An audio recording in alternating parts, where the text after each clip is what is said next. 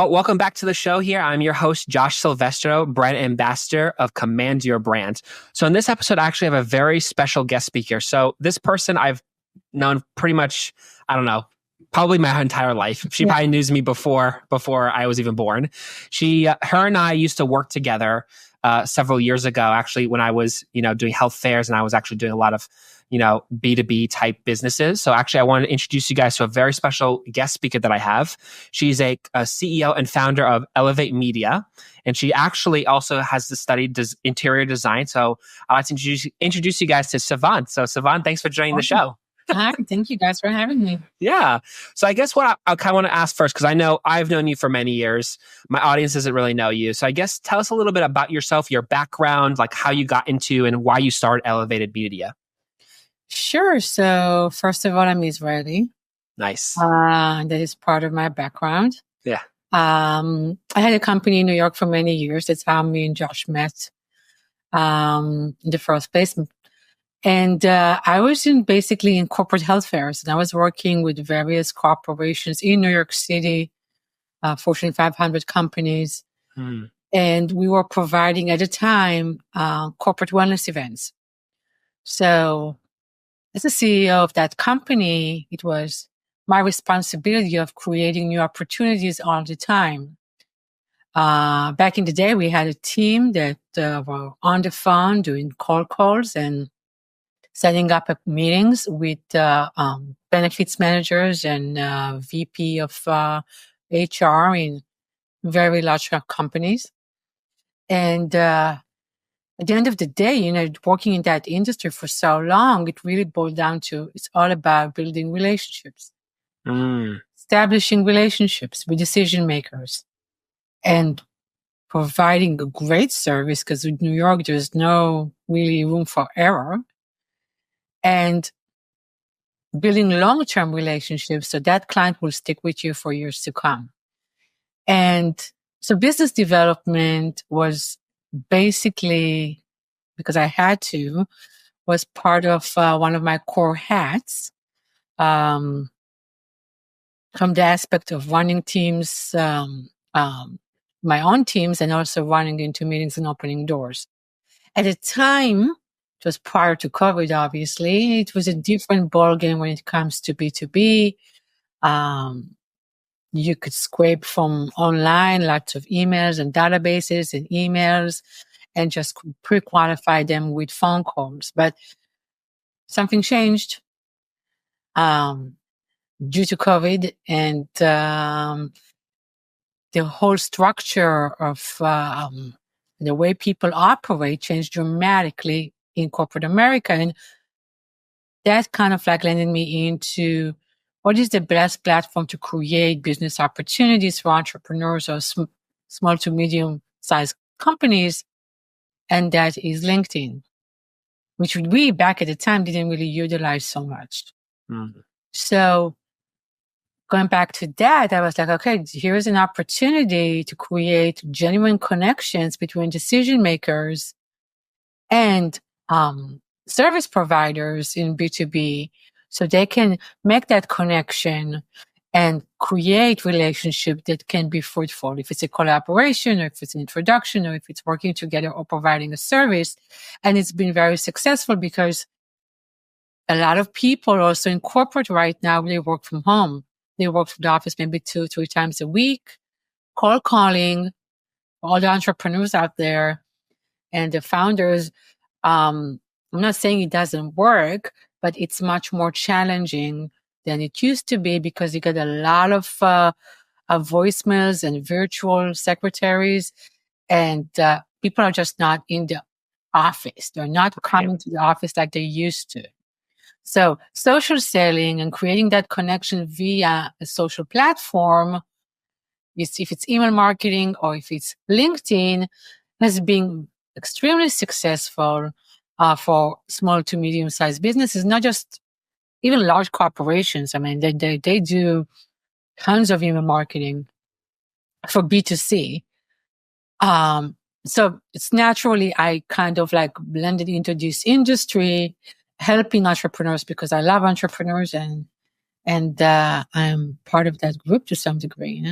Wow, that's amazing. And Yeah. I'm actually kind of curious because I know some people when they're working with businesses, they're sort of like, who do I collaborate with? And are they the right fit for me? Like, is there a way, do you think in your eyes, like when you help connect people, like how would someone know if like they're a good connection or they're like a good fit for each other, like when they're connecting? Because I think some people are a little backed off or a little afraid of actually doing it because of who they are, what they do. Is there like a secret way that people do it, or is there like something that people Mm. should actually like how do they know if this is the right fit for them? It's a very good question. Mhm. Um, there's something great about strategic partnerships, but obviously you need to be very clear about your agenda and what you're trying to get out of this partnership and what you can exchange in return. Mm. And you have to judge it if that's a person you really want to work with. Sometimes it's distraction and you think it's going to be a great partnership. We're going to roll. We're going to use their sales team or they're going to promote us. And it doesn't really work out like that. So you have to be very, very clear about your targets. What are you trying to achieve? If that company, for example, has a mailing list you can use and they've been around for a long time and they have a large audience and they're looking to do great. But if they're a startup and you're starting, maybe it's not going to be a great fit. So you really have to evaluate it by the value, if it's going to be a distraction or it's going to really get you the product you're looking for. And also, do you like working with that people? Do you feel like, you're really like you're rolling, you're vibing, you're on the same, even if there's some misunderstandings, you can pretty easily work it out and have a plan, have some sort of kind of like a project and agenda Yeah. of target. Okay, we're going to get blah in 3 months. And if Yeah. not, it's going to be a joint ventures for 3 months as a pilot. That's usually what I do. Mm. I don't come in for a long run until I see products. Yeah.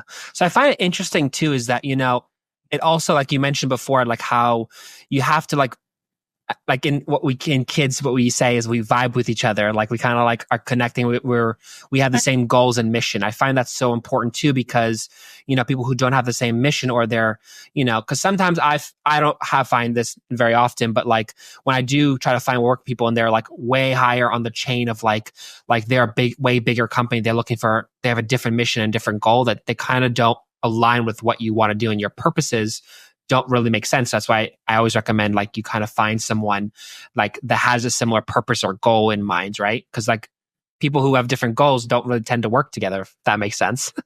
Sure. You should have similar goals. Mhm. I'm not sure if it's just the size of the company. Obviously, if it's a Fortune 500 company and you want to get on their mailing list, chances are zero, very slim. Yeah. However, it could be a company that is like whatever, a small business that is 50 employees and you just started and they have a great mailing list and you have a product or a software that supplements their service. It can still be a great opportunity, setting up some sort of a referral fee. So once you have a product, you can deliver and it's a great product and it serves, provides service and value, there's always great opportunities, in my opinion, Yeah. No, it's a very good opinion because I don't know about you, like sometimes when I collaborate with somebody or a product, I always like to try the product first before I actually promote it because I'll be like, wow, I actually know what this is look like and what this is, because I've had a lot of people come to me like, hey, can you sponsor us? Can you work together? But I have not tried your product. I have no idea what you do. So I think that's also important too that you try. I don't understand to say each other's product, but more like you try the person who you're going to work with. So I think that's such a valuable thing because you want to get the benefits of what they're trying to promote, not just, oh, I want to make money off of that. Yeah, absolutely. It's in a point of integrity also. You want to make sure that whatever you promote, I absolutely agree, Josh. Mm-hmm. You can stand behind it, Mm-hmm. Obviously entrepreneurs or small businesses that are in the business of also expanding and making money, but it's also about in helping other people. Right. Which is the most important thing here. Absolutely. So for people who like own small businesses or even just bigger businesses and they want to collaborate, but they don't know, like how to actually do it? Like what are the sequence of things that they should do in terms of collaborating with somebody or working with someone? What do you like? Is there like a checklist or something that like, like these are like 3 points, 3 or 4 points that I would say I should work with this person if they have these 4 points? Well, it goes down to being like having a good ICP. An ICP is not just the ideal client profile that will purchase your services or products. It's also an ICP for perhaps an opinion leader. For example, you do podcast in your industry. That's a collaboration one you want to have, right? Right. Because there's so much value, right, to have a podcast like in your channel, right? That's a collaboration. For an example, you have to really define your targets. There could be usually collaborations of either with the delivery of the product, perhaps you're a distributor. You won't just distribute the product. You need someone to produce the product or the service. That's one type of collaboration, right? For example, you manufacture, you want to sell tires and you want to collaborate with the manufacturer of tires, right? So that's one type of a collaboration or a joint venture. And then there is the aspect going from production or operations into marketing and PR. So there's collaborations with marketing companies, perhaps, or perhaps other service providers that sell or provide similar services to yours.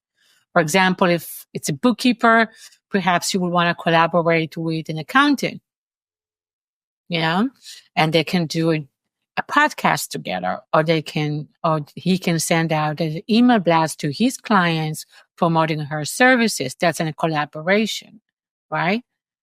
On those communication lines that can benefit both parties. Right. I think another type of collaboration is with opinion leaders, media. So you see that all the time. So there's collaborations. They're promoting the service. They're getting a cut. That's another collaboration that's usually very successful also in IT and SaaS, but also for any B2C. Right. One thing go ahead. Sorry. Yeah. No, go ahead. No, it's interesting because you mentioned about the social media stuff. And I find a lot of people, when they post stuff or like they are creating some type of social media type thing, they actually they most of the time get a collaboration from social media type things. So I found that really interesting what you mentioned there about that. Right. And I think social media changed a lot. You can send tons of text and image, but one, if it's not genuine, if it sounds like a ChatGPT, love your text, and don't work, no one's going to read it, and your impression is going to be very low.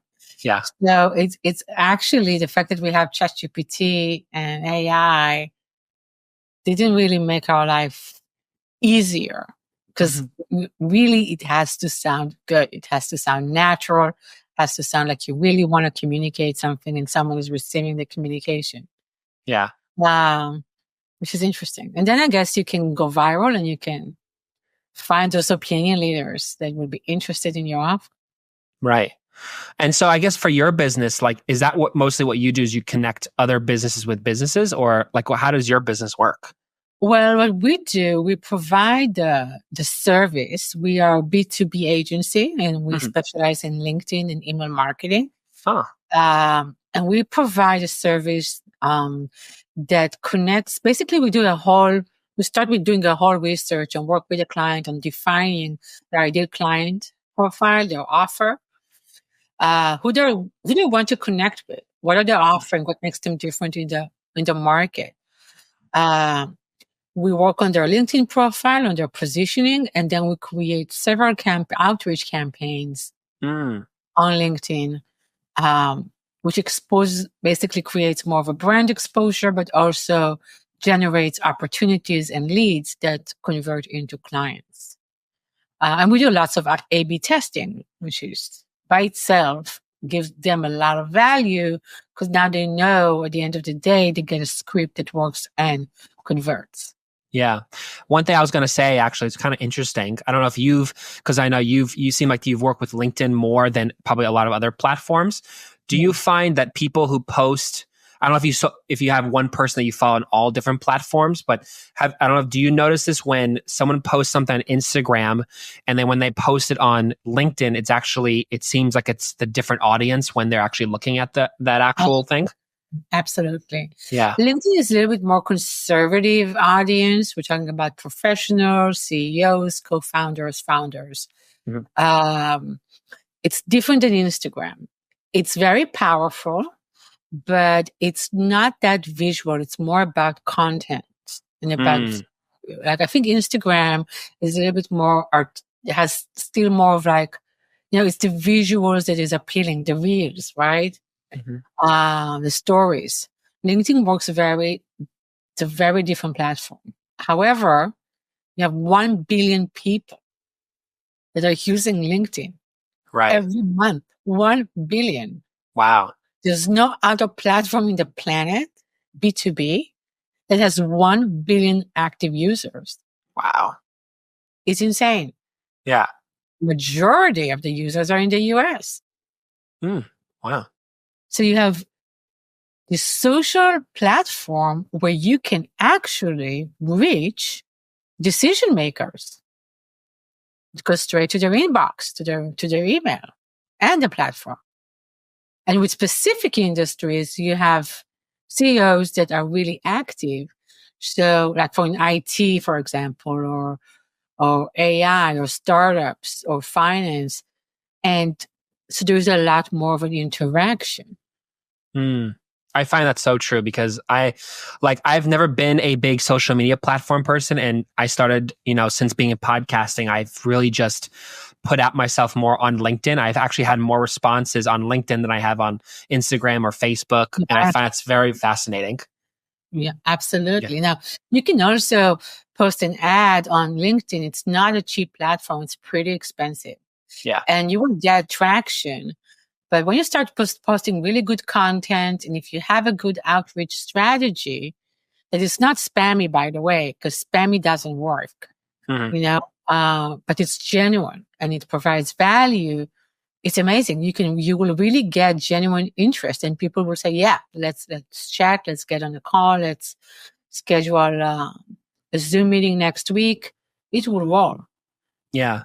So I guess for people who are business owners or people who are creatives that want to get more on LinkedIn or involved, is there a special way, do you think, that people can actually make themselves more known or recognizable on LinkedIn where people will actually go, wow, this person looks interesting. Let me click on this person. Right. First of all, and I know just working with a lot of clients, you have to work on your profile. Your profile is your business card. So if you have a really skimpy banner, if it's your pictures with your dog or your cat or your wife, that's not going to work on LinkedIn.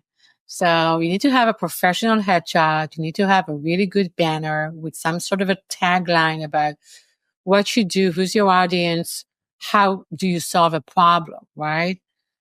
For example, I'm a business advisor. I help startups scale twice faster by implementing business operation strategies.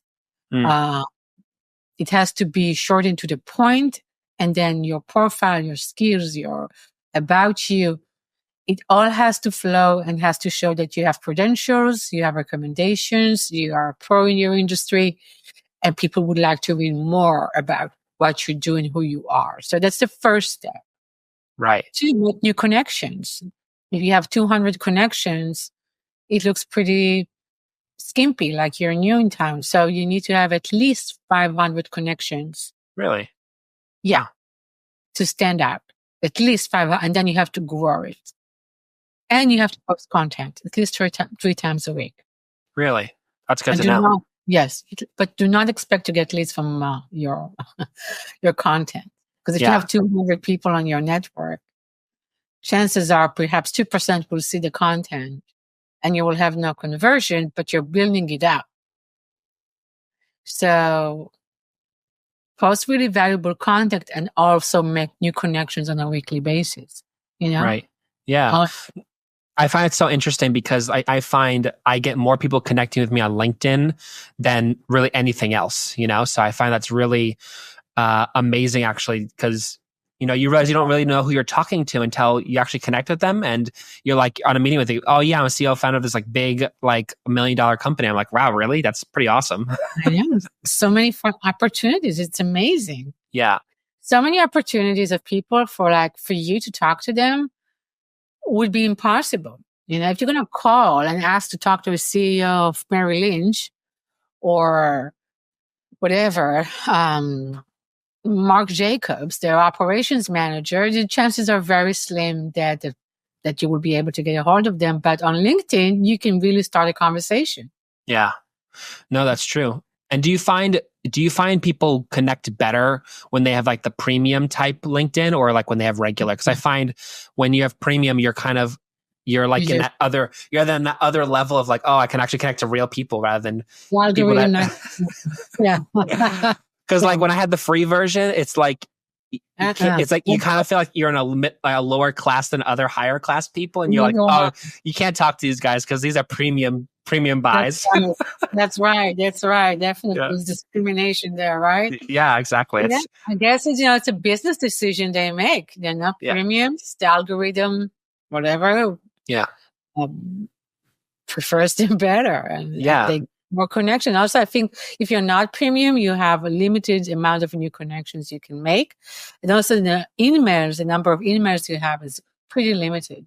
Yeah. What do you find? Because I know people who are on LinkedIn and they kind of make a lot of, like sometimes, I'm sure for you probably see hundreds, if not thousands of LinkedIn people a day or even a week even. But it's like, what do you find is like the point where like, okay, like this is a point of like, I want to connect with someone? Because I know you mentioned it's the changing of the profile and the heading of them. Like what are some mistakes people do in terms of like putting on their LinkedIn or on their profile? Like, is there like, what are common mistakes? Because you've obviously worked with a lot of people and a lot of clients, I'm sure you've probably helped and change a lot of that. So is there like things that, go ahead. Sorry, they condense too much information. They're like, I do blah, blah, blah, blah, blah, blah, blah. Yeah. And I went and I worked for blah, blah. And it's just trying to condense too much information, especially in the sub-headline. I do SaaS and AI and business development, and I consult on sales. But it's just too much. Their message is confusing. I see. And that's the one thing I see time after time. There's something about the message that is not clear. It's confusing. Because obviously one has many skills. I'm a designer. I had a corporate wellness healthcare company. I have a B2B company. I have many skills and talents, but I cannot condense all of them into one sentence and expect my ideal client to perceive it, duplicate it, and act. Most chances he will get confused and he will bounce because people have a very short attention span. So a confusing offer is the number one killer for a conversion. They try to put too many skills and sub products that they provide in one message. So that's the number one thing that is like a no. Yeah. It's big, and I've seen it time after time. Yeah, it's really interesting because I've seen people who connect with me, like these are people who are like, they're like just getting established on LinkedIn and they have like 25 different things that they did in their whole life. And I'm like, wow, you've done so much, but do you need to put it all in one sentence? Yeah, one sentence. I did this. I was a dog walker and all in one sentence. It just doesn't work. Yeah. It doesn't work. However, if your message is concise, even if you're a performance coach, being very specific and, I was just reading a book about being, choosing your niche. Isn't it interesting? Yes. I think people are scared of choosing a niche. And really? Yeah. Wow. And I thought about it because if you think about it, corporate wellness solutions, my company in New York City, and, we were killing it. We were the biggest healthcare company in New York, in Manhattan. Yeah. We were niche based. I never looked at it, but it was a very niche based because we were a production company, but only for wellness events and wellness seminars, right? So by being so specific, and I've done it for 12 years, right? I've ran this business for 12 years. It's a very long time. Yes. But I never looked at it that I was swimming in that pool, and we got so many accounts, big accounts like Merrill Lynch and Marc Jacobs and Federal Reserves and whatever, FBI. And yeah, we did. Wow, that's awesome. Yeah, it was interesting. Yes. Just because we specialized. So having a specialty is not bad for entrepreneurs, Yeah. Being specialized and not working with the entire, there's so many subgroups, and saying, okay, I'm going to do podcasts for whatever, chiropractors. Yeah. There is something actually very valuable in it. Mm-hmm. Totally. And it's funny too, with when you mention that, is like, there's always a specific niche. And I think working with a specific niche actually, and you're solving a problem for people, I think that is so crucial, because, we live in an era where you can get answers on the internet, and it's like, okay, good. So now who do I go to for that? And it's like, it's like, there's always people there that will help you in that specific areas. Like, I'm working on a project now to actually help, one of my passions, actually, I love to help mothers, funny enough. I know, because you know my mother. And so it was funny, was like, people, I was talking to a lot of people I've interviewed here, especially, and a lot of them they're trying to start a business, or they're running a business, but they have 3 kids. And I'm like, okay, how do I handle a business with 3 kids?